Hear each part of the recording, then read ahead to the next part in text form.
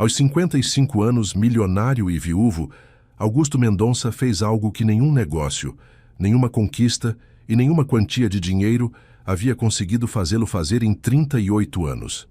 Ele voltou.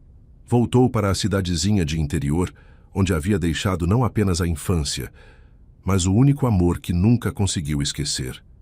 Ela ainda morava na mesma casa. Ainda tinha os mesmos olhos.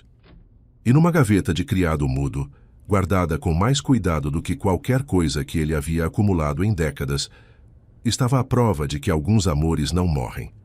Apenas esperam. Se inscreva no canal e deixe seu like.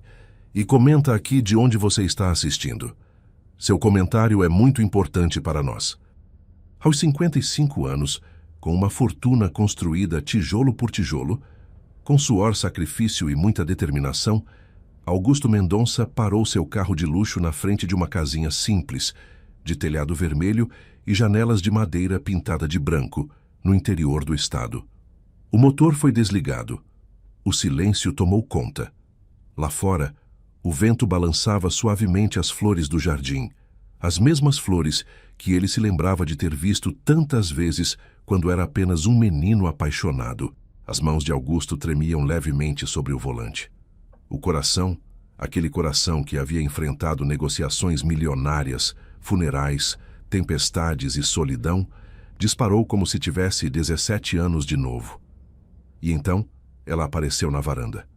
Leila. O mesmo rosto, os mesmos olhos. 38 anos condensados em um único segundo. Ela o olhou, ele a olhou, e o mundo inteiro parou. Mas para entender este momento, precisamos voltar ao início de tudo. A cidadezinha de Serra Verde era daquelas que o tempo parecia ter esquecido depressa demais. Ruas de paralelepípedo, praça com coreto, padaria que cheirava a pão quente desde as 5 da manhã e gente que se conhecia pelo nome, pelo apelido e pela história de vida. Era nesse lugar simples e bonito que Augusto Mendonça cresceu, filho de Hélio Mendonça, um homem trabalhador e honesto que atuava como supervisor numa empresa de logística regional, e de Teresa Mendonça, uma mulher de fé, de mãos calejadas e coração enorme, que criou o filho com amor e com os ensinamentos que o dinheiro nunca consegue comprar. Augusto era um rapaz de 17 anos quando o destino resolveu apresentá-lo a Leila Souza, filha de Dona Rosa, a costureira mais querida da cidade. Era uma tarde de sábado, festa junina na Praça Central, bandeirolas coloridas no céu, forró saindo da caixa de som enferrujada do coreto e o cheiro de milho assado no ar. Augusto estava com um grupo de amigos quando a viu pela primeira vez daquele jeito, não como a menina da rua de baixo que ele conhecia de vista, mas como uma moça de vestido florido, cabelos escuros presos de lado, rindo de um jeito que iluminava tudo ao redor. Ele ficou parado. Carlos, seu melhor amigo desde a infância, deu uma cotovelada nele e disse rindo: "Vai lá, Guto, ou você vai ficar aí feito estátua a noite toda." Augusto respirou fundo, atravessou a praça e pediu para ela dançar. Leila olhou para ele com aqueles olhos cor de mel, sorriu de canto e disse: "Eu já estava esperando você perguntar." Naquela noite começou o amor mais bonito e mais verdadeiro que Augusto Mendonça jamais viveria. Os meses que se seguiram foram daqueles que a gente guarda no coração como um tesouro que nenhuma tempestade consegue roubar. Augusto e Leila eram inseparáveis. De manhã, ele passava na porta de Dona Rosa para buscá-la para a escola. À tarde, eles caminhavam pela estrada de terra que levava até o açude, sentavam na pedra grande à beira da água e ficavam conversando horas, contando sonhos, inventando futuros. Leila queria ser professora. Augusto ainda não sabia bem o que queria, mas sabia que queria que ela estivesse em qualquer futuro que ele construísse. Dona Rosa gostava do menino. Era educado, respeitoso, olhava para a filha dela com um carinho genuíno que qualquer mãe reconhece de longe. Seu Hélio e Dona Teresa também gostavam de Leila, moça simples, de boa índole, que tratava todos com delicadeza. Era um namoro de interior, bonito, inocente, daqueles que a vida moderna quase não fabrica mais. Numa tarde de domingo, sentados debaixo da amendoeira no quintal da casa de Dona Teresa, Augusto pegou um caderno velho e escreveu uma carta. Não era o aniversário de Leila, não era data especial nenhuma. Era apenas um rapaz de 17 anos tentando colocar em palavras tudo o que sentia antes que as palavras escapassem. Dobrou o papel com cuidado, colocou-o num envelope simples e entregou a ela. "Pode ler depois", disse ele. Leila sorriu, dobrou o envelope e guardou dentro da blusa, do lado do coração. Quando chegou em casa, leu e chorou. Na carta, Augusto dizia que a amava, que um dia construiria algo grande e que onde quer que a vida o levasse, ele voltaria para ela. "Você é meu lugar no mundo, Leila. Isso não vai mudar." Ela dobrou a carta com cuidado e guardou na gaveta do criado mudo, embaixo de uma fita azul que ele havia dado para ela na festa junina. Um ano se passou, um ano inteiro de amor simples e verdadeiro, de beijos na porteira, de mãos dadas no cinema de domingo, de promessas sussurradas debaixo do céu estrelado do interior. E então chegou a notícia que despedaçaria tudo. Seu Hélio chegou em casa numa segunda-feira com o rosto fechado e os olhos inquietos. Sentou na cabeceira da mesa, esperou Augusto terminar o jantar e disse com voz firme, mas que tremia por dentro: "Meu filho, me transferiram. Vou trabalhar na matriz, na capital. A gente tem que ir." Augusto sentiu o chão sumir debaixo dos pés. "Quando?" ele perguntou. "Em 3 semanas. 3 semanas. 21 dias para desmontar uma vida, arrancar raízes e dizer adeus para tudo que ele amava, incluindo Leila." Augusto era menor de idade, dependente dos pais, sem emprego, sem renda, sem escolha. Ele não tinha como ficar. E sabia disso, mas o coração não aceitava. A conversa com Leila foi a mais difícil da vida dele até aquele momento. Eles foram até a pedra no açude, o lugar deles, e Augusto contou tudo. Leila ouviu em silêncio, os olhos enchendo devagar. Quando ele terminou, ela ficou um longo tempo olhando para a água parada antes de virar para ele. "E eu?" ela perguntou em voz baixa. "Eu vou voltar", ele respondeu, a voz embargada.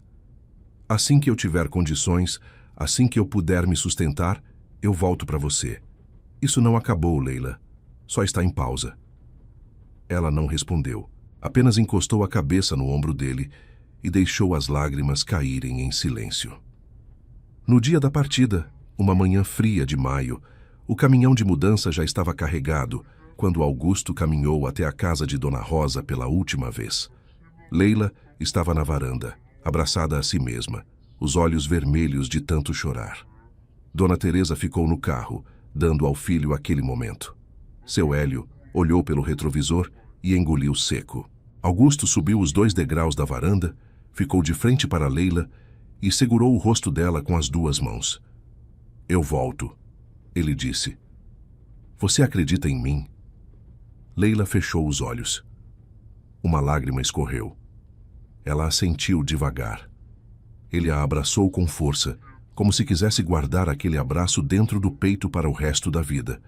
Depois se afastou, desceu os degraus, entrou no carro sem olhar para trás porque sabia que, se olhasse, não conseguiria ir. O carro foi embora pela estrada de terra. Leila ficou na varanda olhando até a poeira baixar e o silêncio voltar.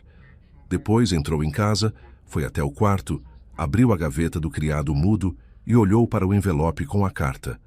Passou o dedo por cima com cuidado, como quem toca uma coisa sagrada, e deixou ali, guardada, esperando. Augusto foi. A promessa ficou. Mas o que ninguém sabia ainda era que aquela despedida numa manhã fria de maio duraria 38 anos, e que a carta guardada na gaveta de Leila atravessaria cada um desses anos dobrada, intacta, esperando pelo momento em que finalmente faria sentido. A capital era tudo o que Serra Verde não era. Barulhenta, apressada, indiferente. As ruas não tinham cheiro de pão quente, nem de terra molhada depois da chuva. Tinham cheiro de fumaça, de asfalto quente e de pressa. As pessoas não se olhavam nos olhos. Caminhavam com a cabeça baixa, cada uma carregando o peso do seu próprio mundo, sem tempo e sem vontade de carregar o do vizinho. Para um rapaz de 17 anos criado no interior, aquilo tudo parecia um planeta diferente, frio, estranho e sem alma. Augusto dormia num quarto pequeno no apartamento que seu Hélio havia alugado num bairro de classe média, longe do centro, longe do barulho mais intenso, mas longe também de tudo que o menino conhecia como lar. Nas primeiras semanas, ele acordava todo dia com o mesmo pensamento. Leila. O rosto dela na varanda, a lágrima escorrendo. O aceno que ele não viu porque não teve coragem de olhar para trás. Escrevia cartas, longas, detalhadas, cheias de saudade e de promessas. Ela respondia, letras miúdas e caprichadas no papel quadriculado que ela comprava na papelaria da Dona Neuza. Por alguns meses, as cartas foram a ponte que manteve os dois do mesmo lado do mundo. Mas a vida é impiedosa com as distâncias quando não há nada concreto para sustentá-las. As cartas foram ficando mais curtas. Os intervalos entre uma e outra foram crescendo. E um dia, sem que houvesse uma despedida formal, sem que ninguém declarasse o fim, as cartas simplesmente pararam de chegar. Augusto ficou 2 semanas esperando. 3, 1 mês. Nada. Guardou o maço de cartas dela numa caixa de sapato, colocou no fundo do armário e foi trabalhar. Mas seu Hélio havia conseguido uma vaga para o filho como assistente administrativo na mesma empresa onde trabalhava. A Mendonça e Braga Importações, uma empresa de médio porte que operava no ramo de importação e exportação de insumos industriais. O sócio de seu Hélio era o Sr. Braga, um homem gordo, de bigode grisalho e voz grossa, que desconfiava de todo mundo por princípio, mas que reconhecia competência quando via. E Augusto tinha competência de sobra. Não era apenas inteligente. Era dedicado de um jeito que assustava. Chegava antes de todo mundo e saía depois de todo mundo. Aprendia rápido, perguntava as coisas certas, nunca reclamava, nunca se esquivava de uma responsabilidade. Enquanto os outros estagiários saíam para o almoço e não voltavam no horário, Augusto comia um sanduíche na mesa e continuava trabalhando. Não porque não tinha escolha, porque queria, porque havia decidido, lá no fundo de si mesmo, que nunca mais na vida dependeria de ninguém para ir ou ficar. A promessa que havia feito a Leila na varanda era um combustível que ele nem percebia que estava usando. Seu Hélio observava o filho com orgulho silencioso. Em menos de 2 anos, Augusto havia sido promovido 2 vezes. Aos 21 anos, já coordenava uma equipe. Aos 25, gerenciava contratos internacionais, que movimentavam valores que ele nunca havia imaginado existirem quando morava em Serra Verde. O dinheiro começou a chegar, devagar no início, depois com mais força, depois com uma velocidade que até assustava. E com o dinheiro vieram outras coisas. A cidade oferecia o que o interior nunca havia oferecido: festas, restaurantes, mulheres bonitas e interesseiras, noites que começavam tarde e terminavam ainda mais tarde. Augusto era jovem, bem apessoado, estava ficando rico e tinha aquele jeito de quem construiu tudo sozinho, que é o tipo de coisa que atrai atenção sem precisar pedir. Ele não era de se envolver de forma séria, mas também não era de ficar sozinho. Havia sempre alguém. Um jantar aqui, um passeio ali, uma companhia para o fim de semana. Por dentro, porém, havia uma gaveta fechada. Não era algo que ele discutia com ninguém, nem com Carlos, que havia ficado em Serra Verde e com quem ainda trocava uma ligação ocasional, nem com seu Hélio, que já desconfiava que o filho carregava algo que o dinheiro não resolvia. Era apenas uma gaveta, com um rosto dentro, com uma carta dobrada dentro, com uma promessa que ele havia feito e que os anos foram tornando cada vez mais difícil de cumprir. Leila havia se tornado uma saudade silenciosa e constante, daquelas que não dói o tempo todo, mas que nunca some de vez. Às vezes, no meio de uma reunião importante, no meio de uma viagem de negócios, no meio de uma noite em que tudo parecia estar bem, ela aparecia. O rosto na varanda, a lágrima, o aceno que ele não viu. Ele enchia o copo com mais alguma coisa e seguia em frente. Foi nesse contexto que Cristina entrou na vida de Augusto. Cristina Almeida era filha do Dr. Renato Almeida, um médico cardiologista de excelente reputação, que havia se tornado amigo próximo de seu Hélio, através de uma associação empresarial, da qual ambos faziam parte. Cristina tinha 26 anos, formação em administração. Era elegante sem ser fria, inteligente sem ser arrogante, e tinha aquele tipo de beleza discreta que melhora com o tempo. A aproximação foi gradual e quase natural demais para ser obra do acaso. Seu Hélio e o Dr. Renato claramente queriam aquela união. Jantares em família, encontros que não eram encontros, mas que claramente eram encontros, convites que incluíam os dois filhos. Augusto percebeu a articulação, mas não se incomodou. Cristina era uma boa companhia. Com ela ele não precisava fingir ser mais do que era nem menos. Eles namoraram por 2 anos, um namoro tranquilo, maduro, sem a intensidade avassaladora que ele havia sentido aos 17 anos na praça de Serra Verde, mas com uma solidez que ele aprendeu a respeitar. Quando seu Hélio e o Dr. Renato sentaram os dois num jantar e falaram sobre casamento com a discrição de quem está propondo um contrato comercial, Augusto olhou para Cristina e ela olhou para ele, e os dois souberam que sim, aquilo fazia sentido. 10 anos depois de ter saído de Serra Verde, Augusto Mendonça se casou. Os anos que se seguiram foram anos de construção sólida em todas as frentes. A empresa cresceu. Seu Hélio foi promovido a sócio majoritário e Augusto se tornou formalmente seu braço direito, responsável por toda a operação internacional. Nasceu Rafael, o filho mais velho, um menino de olhos escuros e temperamento curioso, que desde pequeno adorava ficar no colo do pai ouvindo histórias. 2 anos depois nasceu Isabela, a caçula, que herdou a teimosia saudável de Dona Teresa e o sorriso de Cristina. A família morava num apartamento amplo no 20º andar de um edifício nobre no centro da cidade. Dona Teresa ia toda semana jantar com eles, trazia doces, contava histórias antigas, ensinava Isabela a rezar.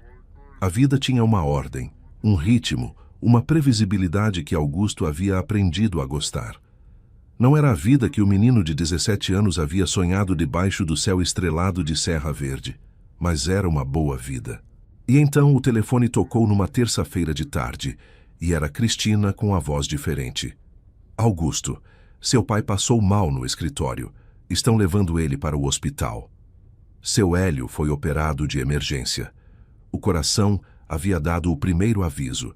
Ele sobreviveu, mas voltou diferente, mais lento, mais quieto, com aquele olhar de quem entendeu que o tempo tem limite. 2 anos depois, o segundo infarto não deu chance. Seu Hélio Mendonça morreu numa madrugada de inverno, com Augusto segurando sua mão e Dona Teresa ajoelhada do outro lado da cama, rezando em voz baixa. Foi a primeira grande perda de Augusto, e ela mudou tudo. No dia seguinte ao enterro, o Sr. Braga procurou Augusto e disse que queria vender sua parte da empresa. Não havia mais ninguém para quem ele quisesse deixar o negócio. Os filhos haviam seguido outros caminhos, e ele mesmo já estava com mais de 70 anos e cansado de trabalhar. Apresentou um valor. Augusto fechou os olhos por um segundo, pensou no pai, no que seu Hélio havia construído com as próprias mãos e disse: fechado. Vendeu um apartamento que tinha como investimento, reorganizou as finanças, pegou um financiamento estratégico e comprou a outra metade da empresa. A Mendonça e Braga passou a se chamar apenas Mendonça Importações. E Augusto, aos 42 anos, tornou-se o único dono de tudo que seu pai havia ajudado a construir. Dona Teresa foi morar com eles. Tinha mais de 70 anos, estava sozinha, e Augusto não cogitou outra possibilidade. Prepararam um quarto com tudo o que ela precisava, e ela chegou com suas plantas, seus terços e seu cheiro de baunilha que Augusto havia sentido falta sem perceber. A empresa prosperou ainda mais sob o comando exclusivo de Augusto. Os contratos internacionais se multiplicaram. A equipe cresceu. O patrimônio cresceu. O nome Mendonça passou a ser pronunciado com respeito nos ambientes empresariais da cidade. Por fora, Augusto Mendonça tinha tudo. Por dentro, havia uma gaveta, com um rosto, com uma carta dobrada, com uma saudade que os anos tornavam mais pesada, não mais leve. A vida de Augusto era perfeita por fora, família, dinheiro, respeito. Mas uma pergunta nunca saiu de dentro dele em todos esses anos. Silenciosa, teimosa, impossível de ignorar. Como estaria Leila? Foi numa quinta-feira comum, daquelas que não avisam que vão mudar alguma coisa, que Augusto encontrou Carlos. Ele saía de uma reunião no centro da cidade, gravata afrouxada, pasta debaixo do braço, pensando no relatório que precisava revisar antes do fim do dia, quando ouviu alguém chamar o seu nome com aquela familiaridade que só a infância produz. Virou-se. E lá estava Carlos Ferreira, o mesmo Carlos da cotovelada na festa junina, o mesmo Carlos que havia sido testemunha do primeiro sorriso de Leila em sua direção, agora com mais peso no corpo, menos cabelo na cabeça e um sorriso largo que não havia mudado nada em 30 anos.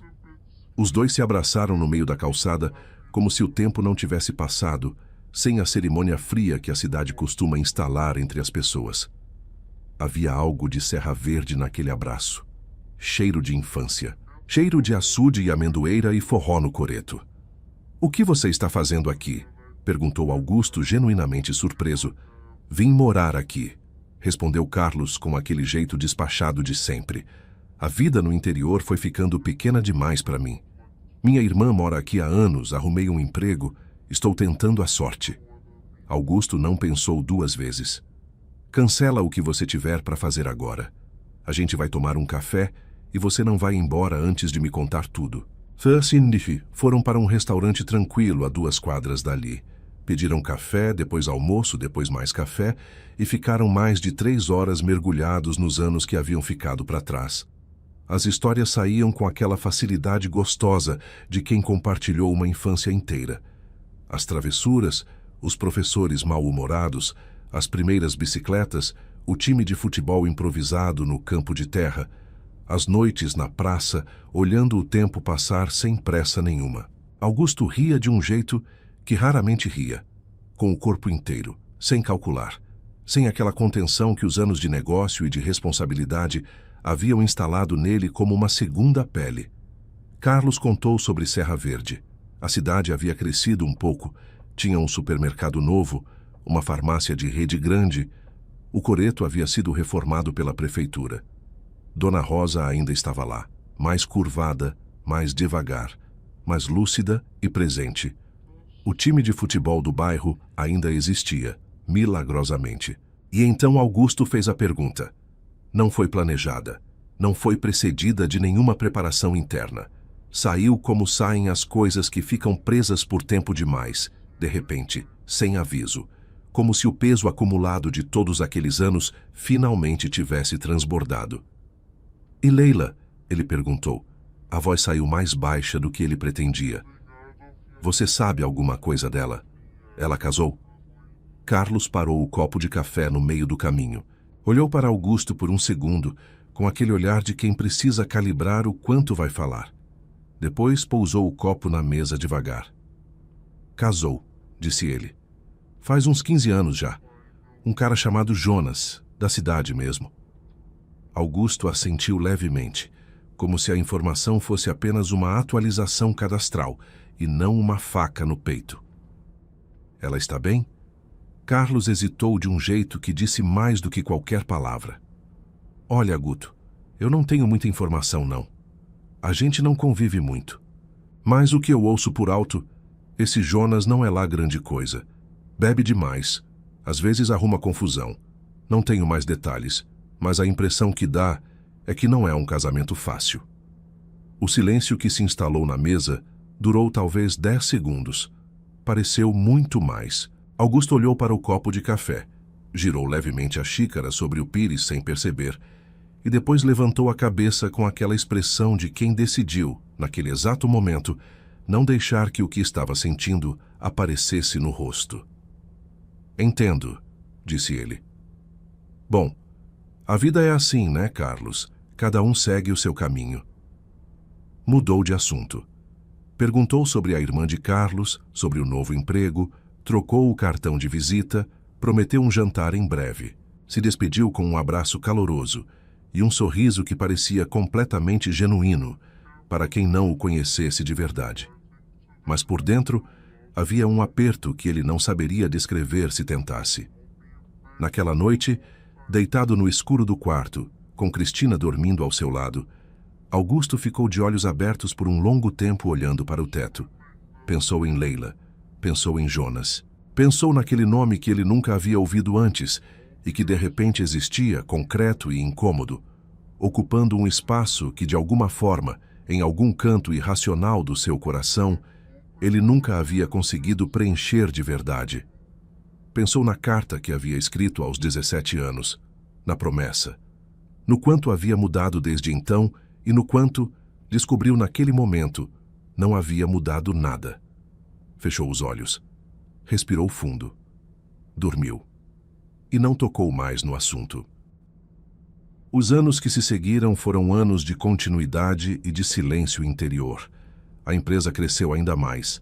Rafael terminou a faculdade de engenharia e entrou na empresa ao lado do pai. Isabela fez intercâmbio, voltou falando 3 idiomas e com uma independência que deixava Augusto orgulhoso e apreensivo ao mesmo tempo. Dona Teresa foi ficando mais frágil, mais devagar, mais dependente dos cuidados que Augusto providenciava, com os melhores médicos e com uma atenção que ele nunca delegou a ninguém. Numa noite, Dona Teresa chamou Augusto ao seu quarto. Ele entrou e a encontrou sentada na cama, as mãos no colo, o olhar sereno e ao mesmo tempo carregado daquela sabedoria silenciosa que as mães acumulam ao longo de uma vida inteira de observação. Ela deu um tapinha na beira da cama, convidando ele a sentar ao lado dela. Augusto, ela disse com aquela voz que havia ficado mais fina com os anos, mas não havia perdido nada da sua autoridade suave. Eu fui mãe a vida inteira. Eu conheço você desde antes de você se conhecer. Ele esperou sem pressa, sabendo que quando Dona Teresa começava assim, era porque tinha algo importante a dizer. Eu vi você amar de verdade uma vez na vida. Ela continuou, os olhos fixos nos dele. E eu vi o que ficou quando esse amor foi embora. Você construiu muita coisa bonita, meu filho, muito mesmo, mas eu tenho um pedido para te fazer. O que foi, mãe? Dona Teresa segurou a mão dele com aquela firmeza surpreendente das mãos velhas que já trabalharam muito. Não quero partir daqui sem ver você feliz de novo, de verdade, não feliz de fachada, feliz por dentro. Augusto sentiu a garganta apertar. Mãe, eu sou feliz. Ela sorriu com aquele sorriso de mãe que diz tudo sem precisar de palavras. Não concordou, não discordou, apenas apertou a mão dele mais uma vez e disse: Tá bom, meu filho, pode ir dormir. 3 meses depois, a vida cobrou o preço mais alto. Era uma sexta-feira de tarde quando o telefone de Augusto tocou. Era o hospital. Havia um acidente na rodovia sul. Um carro de passeio envolvido numa colisão com um caminhão. Cristina havia saído mais cedo do trabalho porque queria surpreender Augusto com um jantar especial. Nunca chegou em casa. O que se seguiu foi daqueles períodos que a memória registra de forma fragmentada, como se o cérebro, em misericórdia, recusasse guardar tudo com clareza. O corredor branco do hospital. Rafael chegando 10 minutos depois com os olhos vermelhos, sem ainda saber o que havia acontecido. Isabela voando de volta de uma viagem a trabalho, chegando de madrugada com a mala ainda na mão e chorando antes mesmo de perguntar qualquer coisa. Dona Teresa rezando no canto do quarto em silêncio absoluto. E Augusto, parado no meio de tudo, com aquela capacidade que havia desenvolvido ao longo de uma vida de absorver pancadas e continuar de pé, sentindo pela primeira vez que as pernas não tinham tanta certeza assim. Cristina havia sido uma companheira leal, uma mãe extraordinária, uma mulher que havia construído ao lado dele uma vida que merecia respeito e gratidão. E ela havia ido sem aviso, sem despedida, sem a chance de ele dizer tudo o que deveria ter dito mais vezes. Meses depois, organizando papéis dela, Augusto encontrou um caderninho pequeno de capa floral que ela usava como diário ocasional. Não tinha o hábito de ler coisas particulares de ninguém, mas uma página estava marcada com um bilhetinho dobrado com o nome dele escrito fora. Abriu. Augusto, se você um dia ler isso, saiba que eu sempre soube que você amou alguém antes de mim com uma intensidade que a vida não repetiu. Nunca te cobrei nada por isso. Você foi um homem honesto, um pai presente e um companheiro que eu me orgulhei de ter ao meu lado. Só espero que você encontre paz um dia. Você merece ser feliz de verdade. Augusto ficou sentado com o bilhete na mão por um longo tempo. 1 ano se passou depois da morte de Cristina. 1 ano de luto, de reorganização, de aprender a existir dentro daquela casa com um silêncio diferente. Rafael e Isabela vinham sempre que podiam. Dona Teresa rezava todo dia. A empresa continuava. A vida continuava, como a vida insiste em fazer mesmo quando a gente não pede. E numa manhã de sábado, Augusto estava no escritório de casa, olhando pela janela para a cidade lá embaixo, quando percebeu que havia uma decisão tomada dentro dele que ele ainda não havia admitido em voz alta. Pegou o celular. Ligou para Carlos. Carlos, me faz um favor. Você ainda tem contato com alguém de Serra Verde? Tenho. O que foi? Eu vou lá. Silêncio do outro lado. Guto, você tem certeza? Augusto olhou pela janela por mais um segundo. Pensou na carta. Pensou no bilhete de Cristina. Pensou nos olhos de Dona Teresa naquela noite no quarto. Pensou em 38 anos de uma gaveta fechada que estava na hora de finalmente abrir. Tenho certeza, ele disse. Ele não sabia o que ia dizer quando chegasse lá. Não sabia se ela ia querer ouvi-lo. Não sabia se o tempo havia sido gentil ou cruel com aquele amor que nunca havia recebido um fim de verdade. Mas depois de 38 anos, Augusto Mendonça estava indo de volta ao lugar onde tudo começou. E desta vez, ele não ia embora sem olhar para trás. A estrada para Serra Verde tinha 240 quilômetros. Augusto saiu de casa numa manhã de sábado, antes do sol esquentar de vez, com uma muda de roupa numa mala pequena, o tanque cheio e aquela mistura estranha de determinação e medo que só aparece quando a gente está prestes a fazer algo que não tem como desfazer. Rafael havia perguntado na noite anterior para onde ele ia. Augusto disse que precisava resolver umas coisas numa cidade do interior, que voltaria em alguns dias. Rafael olhou para o pai com aquele jeito de filho adulto que percebe mais do que o pai imagina. Mas não perguntou mais nada. Apenas disse: "Cuida-se, pai." Dona Teresa foi a única a quem ele contou a verdade. Entrou no quarto dela na noite anterior, sentou na beira da cama como havia feito tantas vezes e disse em voz baixa: "Mãe, eu vou à Serra Verde." Ela o olhou por um longo momento, sem dizer nada. Depois fechou os olhos, respirou fundo e murmurou com aquela voz de quem está conversando tanto com o filho quanto com Deus: "Vai, meu filho. Já passou da hora." As primeiras 2 horas de estrada foram de silêncio e de rádio baixo.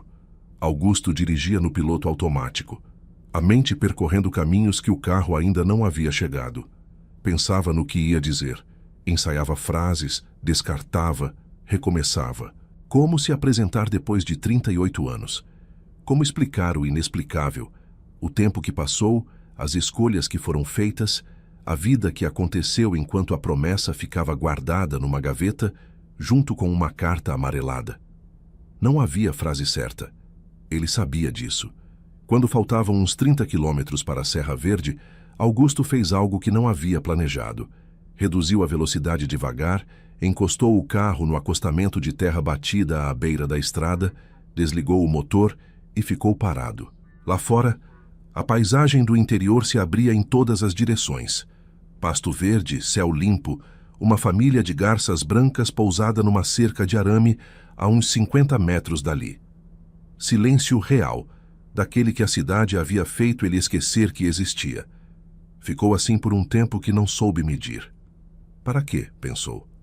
O que você vai fazer lá, Augusto? Ela tem uma vida, um casamento, mesmo que difícil. Você vai chegar com seu carro importado e seus 55 anos, e o quê? Desfazer 38 anos com um sorriso e uma boa intenção? A voz do medo é sempre a mais articulada. Ele colocou a mão no bolso do paletó e tirou uma foto. Pequena, desbotada nas bordas, plastificada há anos numa tentativa de preservá-la. 2 adolescentes sentados na pedra grande à beira do açude, ela com o cabelo ao vento, ele com o braço sobre o ombro dela, os dois rindo daquele jeito que só se ri quando se tem 17 anos e acredita que o mundo vai durar para sempre. Augusto ficou olhando para a foto por um longo momento. Depois respirou fundo, colocou a foto de volta no bolso, deu a partida e voltou para a estrada. Serra Verde havia mudado. Mais do que ele esperava e menos do que a saudade temia. Tinha um supermercado novo na entrada da cidade. Uma farmácia de rede. O asfalto havia chegado em algumas ruas que antes eram de terra. Mas o coreto estava lá, reformado como Carlos havia dito. A padaria de esquina ainda existia, com o mesmo letreiro antigo. A praça tinha as mesmas árvores, maiores agora, mais sombra, mais história nas raízes. Augusto dirigiu devagar pelas ruas, sem pressa, deixando a cidade entrar por ele de novo. Reconhecia esquinas, reconhecia casas, reconhecia a topografia da infância, gravada no corpo de um jeito que nenhuma quantidade de tempo consegue apagar completamente. Havia tomado a decisão, ainda na estrada, de chegar sem ostentar. Deixou o paletó no banco traseiro. Ficou de calça jeans escura e camisa social simples, sem gravata, sem relógio caro. Sem nada que gritasse dinheiro antes que ele pudesse dizer uma palavra sequer. Se ela fosse olhar para ele, queria que olhasse para Augusto. Não para o milionário. Não para o viúvo bem-sucedido. Para o menino que havia prometido voltar e que havia demorado tempo demais para cumprir a promessa. Estacionou o carro a meia quadra da casa de Dona Rosa e foi a pé. A casinha de telhado vermelho e janelas de madeira pintada de branco estava exatamente como na sua memória, com a diferença de que a amendoeira do quintal havia crescido tanto que os galhos agora passavam por cima do muro e chegavam quase até a calçada. O jardim da frente tinha as mesmas flores. Um gato laranja dormia no degrau da entrada, como se fosse o dono do lugar.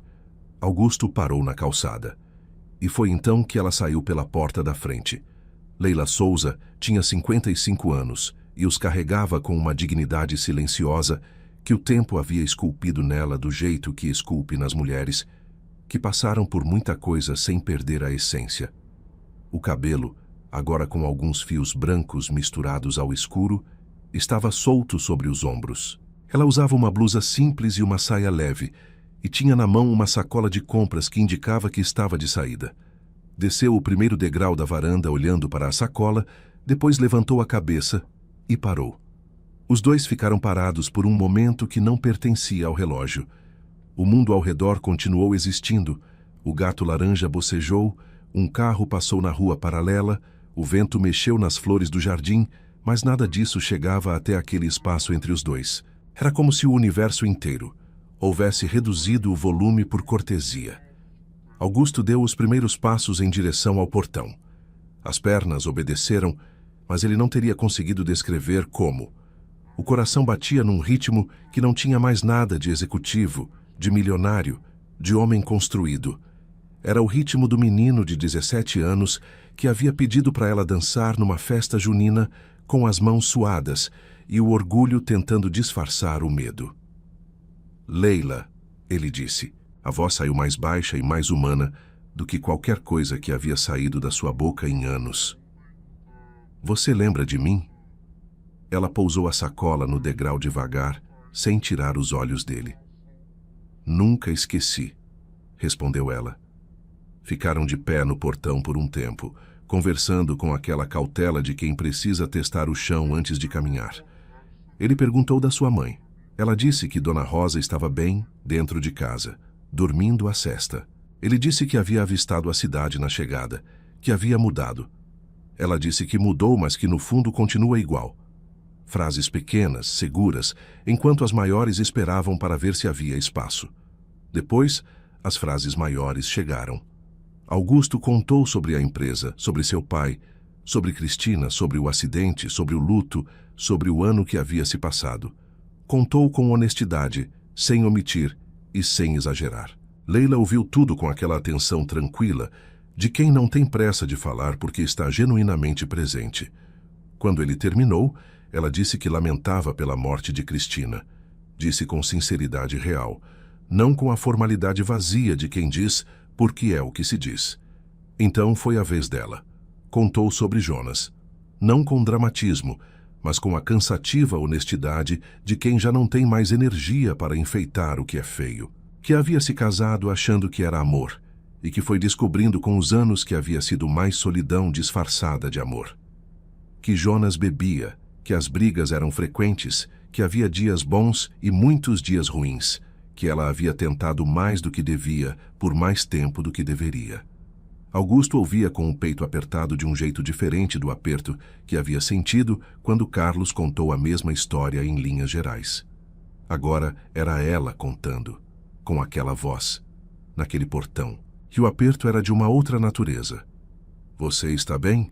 ele perguntou. Ela o olhou por um segundo antes de responder. "Agora sim", disse ela, e havia nessa resposta muito mais do que as duas palavras continham.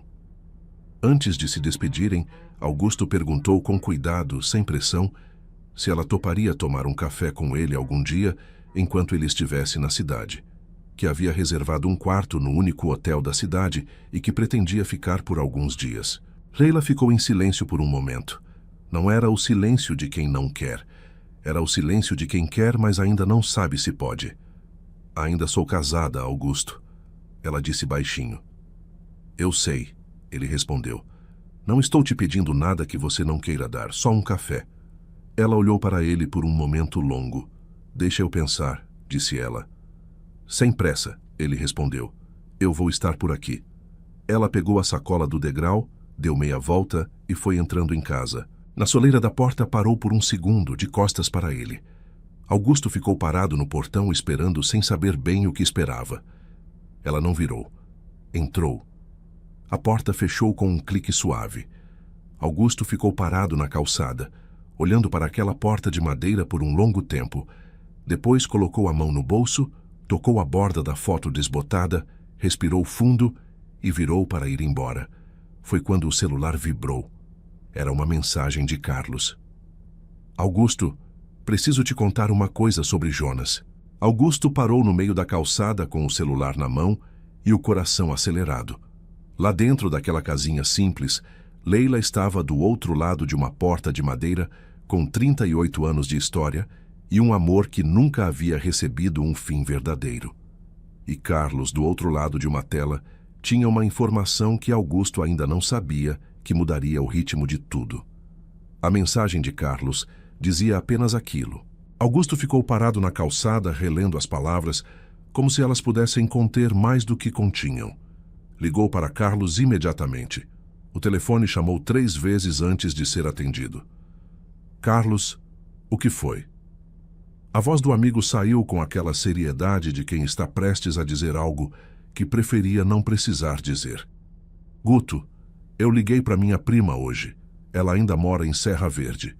Quando eu falei que você tinha ido para lá, ela me contou uma coisa. Esse Jonas, o marido de Leila, ele estava ontem numa bodega aqui bebendo desde o meio-dia. Ficou lá até a noite. Quando chegou em casa, estava num estado péssimo. Minha prima disse que ouviu a briga da casa dela, que foi feia. Leila passou a noite na casa da mãe." Augusto fechou os olhos por um segundo. "Ela está bem?" "Está. Mas, Guto, pelo que minha prima me contou, isso não é a primeira vez, nem a 10ª. Essa mulher está há anos segurando uma vida que não funciona mais." Augusto agradeceu, desligou o telefone e ficou parado na calçada por um longo momento olhando para o nada. O sol da tarde batia de lado nas fachadas das casas, pintando tudo de um laranja quente e silencioso que Serra Verde sabia produzir melhor do que qualquer lugar que ele havia conhecido. Então entendeu por que ela havia dito "agora sim", quando ele perguntou se estava bem. Ela não estava falando do presente. Estava falando daquele momento específico, daquele portão, daquele reencontro. Ele estava bem porque ele havia chegado.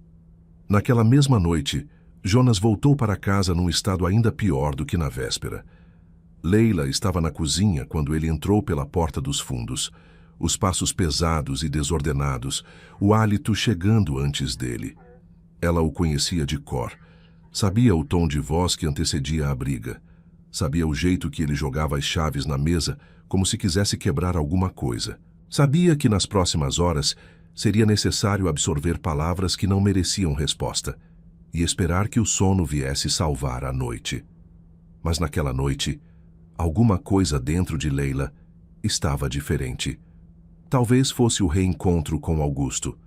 Talvez fosse o simples fato de ter olhado nos olhos de alguém que a havia olhado de volta com um respeito e uma ternura que ela havia esquecido que existiam. Talvez fosse apenas o acúmulo de anos chegando ao seu limite natural, como água que sobe devagar, sem que ninguém perceba até o momento em que transborda. Jonas começou a falar. As palavras eram as de sempre, as mesmas cobranças sem lógica, as mesmas acusações que a bebida fabricava do nada. O mesmo ciclo que ela havia tentado interromper tantas vezes com paciência, com conversa, com silêncio, com tudo que uma mulher boa tenta antes de desistir. Desta vez, Leila não respondeu nada. Pegou a bolsa que estava em cima da cadeira, colocou no ombro, foi até o quarto, abriu a gaveta do criado mudo e tirou de lá o envelope amarelado que havia guardado com tanto cuidado por 38 anos. Colocou dentro da bolsa com cuidado, como se fosse a coisa mais importante que ela possuía, porque era. Passou por Jonas sem olhar para ele. Leila, você vai para onde? Ele perguntou com a voz grossa de quem já sente que perdeu o controle da situação. Ela parou na soleira da porta dos fundos. Ficou de costas para ele por um segundo, como quem dá ao passado a última chance de dizer algo que valha a pena. O passado não disse nada. Acabou, Jonas, ela disse em voz baixa e firme. Desta vez, acabou de verdade. E foi embora. Dona Rosa não perguntou nada quando a filha chegou com a bolsa no ombro e aquele olhar de quem atravessou uma fronteira que não tem volta. Apenas abriu a porta, abriu os braços e deixou Leila chorar o choro que ela havia segurado por anos demais. Não era choro de tristeza, era choro de alívio. Era o choro de quem finalmente largou um peso que estava curvando a espinha há tempo demais. Depois do choro veio o silêncio. E depois do silêncio veio a clareza. Leila ficou sentada na mesinha da cozinha de Dona Rosa, com as mãos em volta de um copo de chá que a mãe havia preparado sem perguntar, olhando para a parede sem ver a parede. Pensava em Augusto, no jeito que ele havia dito o seu nome no portão baixo e humano, sem nenhuma performance, no jeito que havia ouvido tudo sem interromper, sem julgar, sem a pressa de quem quer apresentar soluções. Naqueles olhos que eram os mesmos olhos do menino da festa junina, só que carregados agora com tudo que uma vida inteira coloca dentro da gente. Pensava na pergunta que ele havia feito. Você toparia tomar um café comigo? Tão simples, tão sem pressão, tão diferente de tudo o que ela havia experimentado em anos. 3 dias se passaram. Augusto respeitou o silêncio. Ficou no hotel, caminhou pela cidade, comeu na padaria da esquina, sentou no coreto da praça numa tarde e ficou olhando para as crianças brincando no mesmo espaço onde ele havia pedido para Leila dançar décadas atrás. Não pressionou. Não voltou até a casa de Dona Rosa. Havia prometido que não tinha pressa e havia dito aquilo de verdade. Na manhã do 4º dia, o celular dele tocou com um número que ele não tinha salvo. Augusto? A voz dele saiu antes que ele pensasse. Leila. Você ainda quer tomar aquele café? Eles se encontraram num boteco tranquilo na rua do mercado, daqueles com mesa de madeira e cadeira de palha, e nenhum tipo de pretensão. Augusto chegou antes. Estava sentado com 2 cafés pedidos quando ela entrou pela porta, com o cabelo preso, uma blusa simples, aquele jeito de andar que ele havia guardado na memória sem saber. O café virou almoço. O almoço virou conversa longa e demorada que não queria acabar. Falaram de tudo. Da adolescência, dos anos que passaram, das vidas que haviam construído e das que haviam deixado para trás. Ela contou sobre Jonas com mais detalhes, sobre os anos de tentativa, sobre o cansaço, sobre a decisão que havia tomado naquela noite. Ele ouviu tudo com aquela atenção que ela havia notado no portão e que continuava sendo real. Quando o silêncio chegou de um jeito confortável, daqueles que só existem entre pessoas que já se conhecem de antes de se conhecer, Leila olhou para ele com aquela franqueza direta das mulheres, que já não tem tempo a perder com meias palavras. Augusto, eu preciso te perguntar uma coisa. Pergunta. Ela o olhou nos olhos. Agora você é milionário, viúvo, bem-sucedido. Seus filhos são adultos. Você tem liberdade, tem dinheiro, tem tudo. Por que você viria atrás de uma mulher simples do interior que está saindo de um casamento destruído? Não ia querer uma moça nova, bonita, da cidade? A pergunta era honesta, vulnerável. Era a pergunta de alguém que havia sido deixado para trás uma vez e que precisava entender antes de se permitir acreditar de novo. Augusto não respondeu de imediato. Ficou olhando para ela por um momento com aquela tranquilidade de quem não precisa fabricar resposta, porque a resposta sempre esteve lá. Eu não vim até aqui atrás de nada que a cidade pode oferecer, Leila, ele disse com voz firme e baixa. Eu vim atrás do amor que nunca esqueci. Vim atrás de você. O silêncio que se seguiu era do tipo que muda as coisas. Leila abaixou o olhar por um segundo. Quando levantou os olhos de volta para ele, havia algo diferente neles. Uma decisão, uma entrega. Aquela coisa que só acontece quando a gente finalmente permite que algo que estava guardado há muito tempo venha à superfície. Ela abriu a bolsa devagar, tirou um envelope amarelado e desgastado pelo tempo. Colocou sobre a mesa na frente dele com cuidado, como quem deposita algo sagrado. Augusto olhou para o envelope. Ficou parado. Reconheceu a letra do próprio nome escrito na frente. A letra de um adolescente de 17 anos que havia colocado tudo o que sentia num pedaço de papel numa tarde de domingo debaixo de uma amendoeira. Levantou os olhos para ela. Você guardou, disse ele em voz quase inaudível. 38 anos.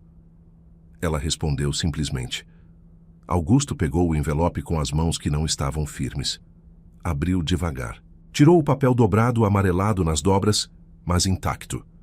Leu as próprias palavras escritas décadas atrás. Leu a promessa. Leu o amor ingênuo e verdadeiro de um menino que havia acreditado com toda a força que tinha. E Augusto Mendonça, que havia enfrentado funerais e negociações e perdas e solidão sem deixar uma lágrima escapar em público, chorou. Chorou de um jeito quieto e profundo, sem vergonha, sem tentar esconder. Leila colocou a mão sobre a mão dele na mesa e ficou assim em silêncio, deixando que tudo que havia ficado represado por 38 anos finalmente encontrasse caminho. O processo de divórcio foi dado entrada pela advogada que Leila contratou na semana seguinte. Jonas reagiu como ela havia previsto, com raiva, com ameaças, com a encenação de quem perde não porque amava, mas porque não gosta de perder. Quando ela disse que podia ficar com a casa, com os móveis, com tudo o que havia dentro, ele ficou sem argumento. Não havia nada material que ela quisesse levar daquela vida, apenas a carta. Augusto ficou em Serra Verde por mais 2 semanas. Foram dias simples e bonitos, passeios pela cidade, almoços na casa de Dona Rosa, onde Leila o reapresentou à mãe como se ele nunca houvesse sumido, e Dona Rosa o recebeu com o mesmo afeto de sempre, como recebem as mães que reconhecem quando alguém faz bem para a filha delas. Augusto ligou para Rafael e para Isabela e contou com calma sobre Leila, sobre quem ela era, sobre o que havia sido. Os dois ouviram com aquela maturidade que havia orgulhado os pais ao longo de anos inteiros e disseram cada um do seu jeito que queriam que o pai fosse feliz. Dona Teresa, quando soube, ficou em silêncio por um longo momento. Depois, pediu para falar com Leila pelo telefone. As duas ficaram mais de meia hora conversando e quando Leila desligou, estava com os olhos marejados. Sua mãe é uma mulher incrível, ela disse para Augusto. Ele sorriu.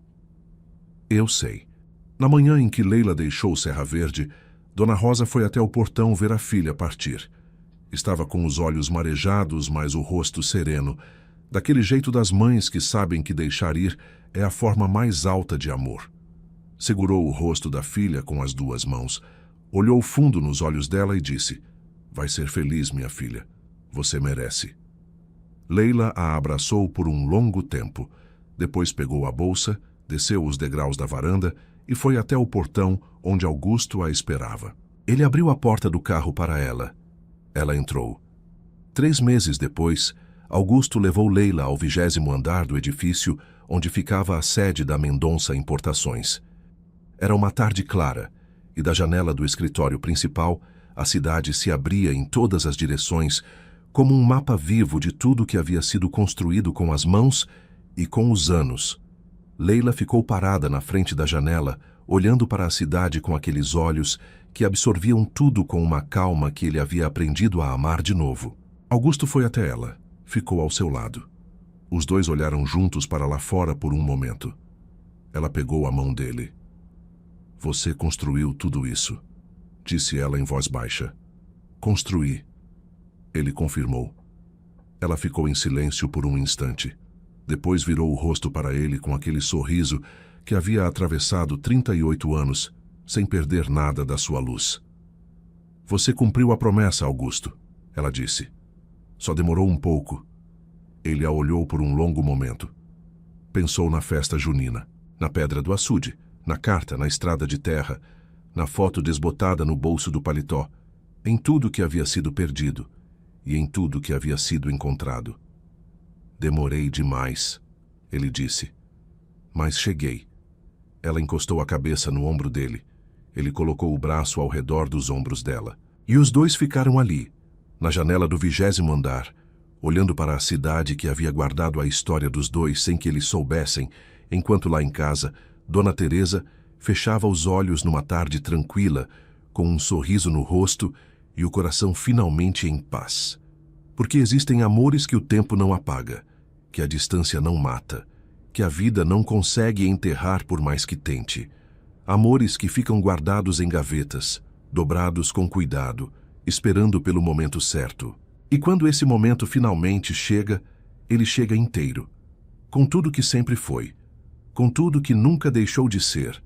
Você acredita que existe um amor que nem o tempo, nem a distância, nem a vida conseguem apagar? Conta pra mim aqui nos comentários. E se você conhece alguém que precisa acreditar no amor de novo, marca essa pessoa agora. Porque essa história foi feita para lembrar que recomeçar, não importa a idade, não importa o quanto o caminho foi longo, sempre vale a pena.